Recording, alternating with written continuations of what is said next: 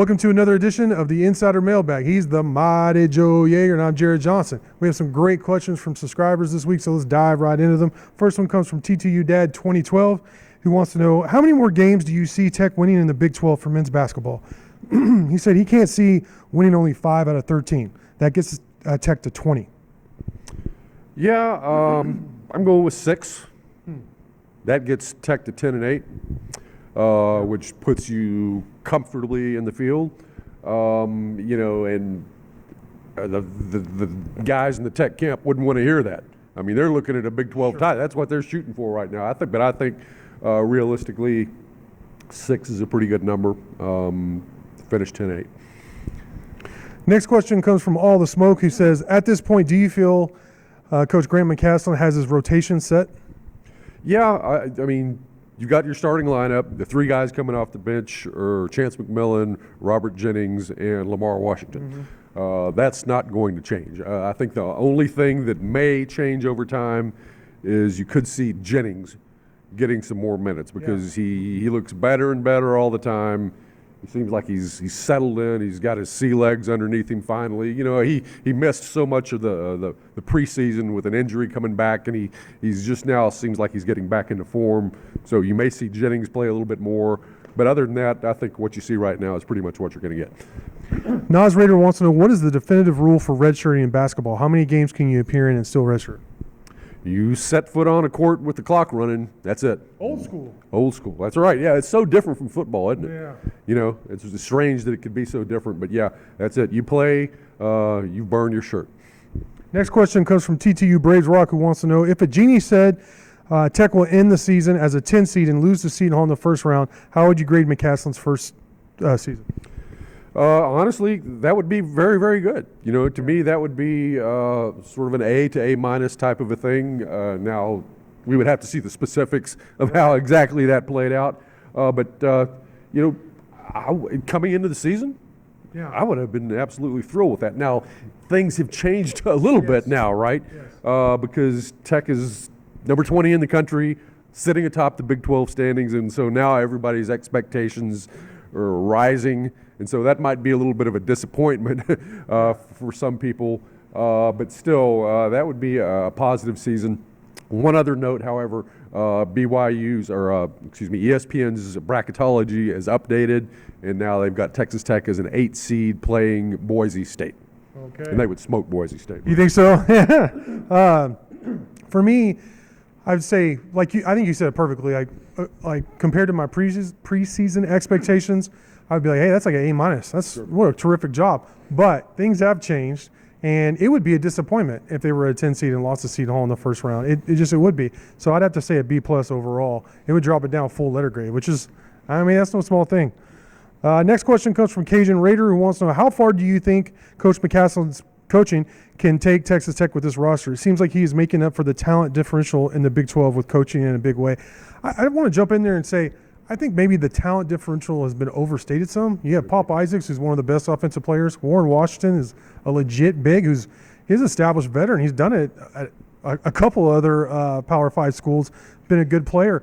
Joe Toussaint, again, I think he has improved the most, I think, from last season to this season under McCastlen's tutelage. But, Darian Williams was, WAC Freshman of the Year. He's been exactly like, I think, what we were expecting, the all-around player. Chance McMillan has been, Vinnie Johnson kind of microwave type dude, and maybe even better than I expected. But I don't think there is better talent on some Big 12 rosters. But I don't know if the differential is as much as I think some have stated. Yeah, I think it's, by Big 12 standards, it's kind of mid-pack talent. Yes. Yeah. Right smack dab in the middle, probably, pretty close to that, which is, I mean, that's pretty good, really. Good. Yeah. When you're talking about not only the best conference in America, but the best conference by a wide margin, and you've got a mid-pack roster, that's pretty salty, man. So, but by the same token, you can't take anything away from what Kaz has done. Yes. This is a guy that's, you put him on the bench against any coach and you feel like he can hold his own, and he's probably going to give you an advantage over most of them. So doing a great job. You got a pretty good roster. You got a dang good coach, and that's why things are looking good. Yeah, I agree with that. I think the talent differential may be overstated, but McCastle and his staff have done a tremendous job, not just on the court, but handling some of the adversity off the court, which we talked about a lot. Teeny Pepper has a follow-up question to TTU Braves Rock, question about the 10 seed and how would you grade McCastle if they lost in the first round to Seton Hall. He said, follow-up question. After wasting your first wish on a first-round exit in the big dance, what would your next 2 wishes be? Oh, boy. There's no way. I'll keep it Texas Tech basketball. Yeah. Okay, so what was you get your first wish and what's basically get to the tournament. Get to the tournament. First round. Oh, but you lose in the first round. You're a 10 seed. Okay, so you're looking forward to next season then, right? Right? Yeah. Right. Okay. Well, I tell you what, the thing that I would wish the most would be that you retain everybody on the roster who has eligibility. Yeah. I would take that right there and go with it, and I don't think I even need a second wish because that just doesn't happen anymore, man. You know, I mean, where an entire roster comes back, it's just, and I think that would provide such a massive advantage that you might not even need to add much of anything, and then you would be a Final Four contender. Seriously, man. So, yeah, man, bring everybody back. I'd love that. I'll find a really good big, somebody comparable to Warren Washington in the transfer portal for next season. Tech Freak wants to know if I think anybody will jump to the portal part 2. No, I think a lot of the guys already have. I mean, you could always, if you're a graduate, you could still jump in the transfer portal whenever. So I think a lot of those guys have done that too. Don't get me wrong, they'll get to spring ball, things will happen, the roster will come into shape a little bit more where people get an idea of where they sit on the depth chart. And I think there might be a guy or two leave, but in terms of like a big, like, whoa, I can't believe this guy's leaving, I can't believe that guy's leaving, I think we've pretty much seen it. But in this world of college football today, who knows? You know, it could be anybody. But I think the main bulk of the roster movement we've seen already.